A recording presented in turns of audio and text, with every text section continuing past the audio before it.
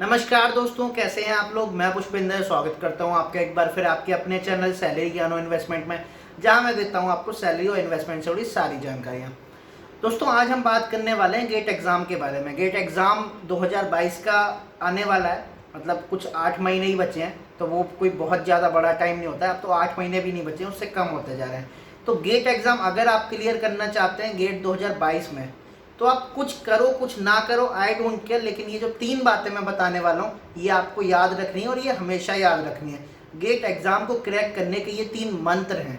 अगर आप इन 3 चीज़ों पे हमेशा ध्यान रखते हैं, अपने दिमाग में ये रखते हैं कि हाँ, अगर मुझे गेट एग्ज़ाम करना है तो ये 3 चीज़ें तो मुझे करनी ही करनी पड़ेंगी, तो आपका गेट एग्ज़ाम क्लियर होने से कोई नहीं रोक सकता। क्या 3 चीज़ें हैं? Number 1, GATE previous year questions. 1990 से 2000 से जब से भी क्वेश्चन आपको मिले, कहीं से भी मिले, सारे क्वेश्चन लगा दीजिए, सारे टिल लास्ट ईयर। अभी गेट 2021 में जो पेपर हुआ है उसके क्वेश्चन भी आ चुके हैं, तो उसके भी क्वेश्चन लगा दीजिए, है ना। और बार बार लगाइए, ऐसा नहीं है कि एक बार लगाया फिर छोड़ दिया कि अब तो मैंने सब कर लिया, अब मुझे कुछ करने की ज़रूरत नहीं है। GATE previous year questions GATE exam को क्रैक करने का एक इतना बड़ा फॉर्मूला है कि ये आपका 33% जो एग्ज़ाम है ना गेट का 100 में से, वो ये क्लियर करा सकता है। Number 2, mock test preparation. जब आप मॉक टेस्ट की तैयारी करने लग जाते हैं ना गेट के थ्रू, तो आपका जो कॉन्फिडेंस है ना वो अपने आप बढ़ना शुरू हो जाता है। अगर आप मॉक टेस्ट नहीं देंगे ना तो आप गेट में कभी रैंक नहीं ला सकते। मैं आपको लिख के दे सकता हूँ ऑन अ स्टैम्प पेपर, अगर आप मॉक टेस्ट की तैयारी नहीं करते ना, आप 3 घंटे वाले मॉक नहीं देते हैं ना, और ऐसा भी नहीं कि एक मॉक दे दिया या 2 दे दिए तो उससे हो जाएगा, नहीं, कम से कम 8 से 10, and if you have time कम से कम 15 मॉक टेस्ट आप जितने ज़्यादा से ज़्यादा देंगे उतना ज़्यादा से ज़्यादा आपको आएगा कॉन्फिडेंस, उतना ज़्यादा से ज़्यादा आपको टाइम मैनेज करना आएगा। गेट एग्ज़ाम में देखो पढ़ के सभी जाते हैं, लेकिन रैंक कुछ ही लोगों की आती है, और रैंक उन लोगों की आती है जो कि टाइम मैनेज करते हैं, जिन्हें पता है कि यार मुझे 65 में से कितने क्वेश्चन करने हैं, है ना। तो जिन लोगों को ये पता होता है ना, उन लोगों की रैंक आती है, उनकी नहीं आती कि जो बिल्कुल गधों की तरह एक लाइन से शुरू हो गए, एक क्वेश्चन में फंस गए, नहीं अब तो मैं ऐसे करके रहूँगा, आगे ही नहीं बढ़ूंगा, उनकी रैंक कभी नहीं आती है। सो ये सारी चीज़ें आपको कैसे पता लगेंगी? मॉक टेस्ट से, है ना। तो अगर आप मॉक टेस्ट की तैयारी बहुत अच्छे तरीके से करते हैं तो आपका 66% एग्जाम, मतलब 33% पहले गेट प्रीवियस ईयर क्वेश्चन से और 33% इससे मॉक टेस्ट से, मतलब 66% एग्जाम आपका इन 2 चीज़ों से कवर हो जाता है। And number 3 is the complete syllabus of your branch. जी हाँ, कोई भी टॉपिक छोड़ के मत जाइए, क्योंकि आपको नहीं पता है कि जो 2 मार्क्स का या 1 मार्क्स का क्वेश्चन आने वाला है वो कितना ईजी है उस टॉपिक से जो कि आपने छोड़ दिया।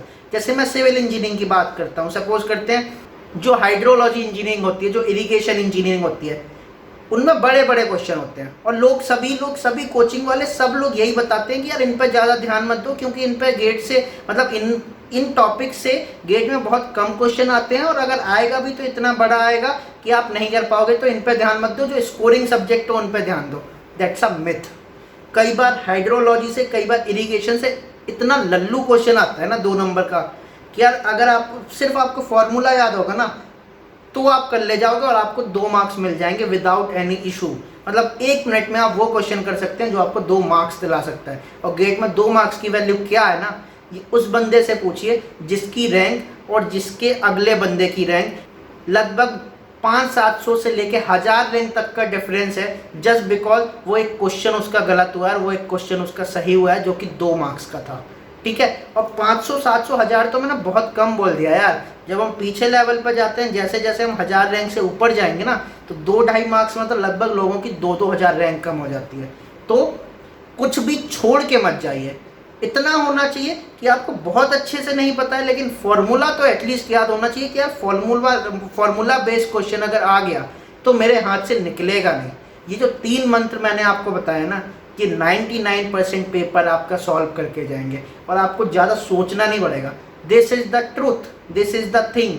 ये 3 चीज़ें हैं जो आपको गेट के लिए एकदम पूरी तरह से प्रिपेयर कर सकती हैं, पूरी तरह से आपका एग्ज़ाम निकाल सकती हैं, और जो भी आप अपनी लाइफ में चाह रहे हैं वो आपको मिल सकता है। तो आई होप आपको समझ आया होगा, ठीक है। आगे फिर मिलेंगे एक नए वीडियो में एक नई नॉलेज के साथ। तब तक के लिए बी हैप्पी, बी मोटिवेटेड। नमस्ते।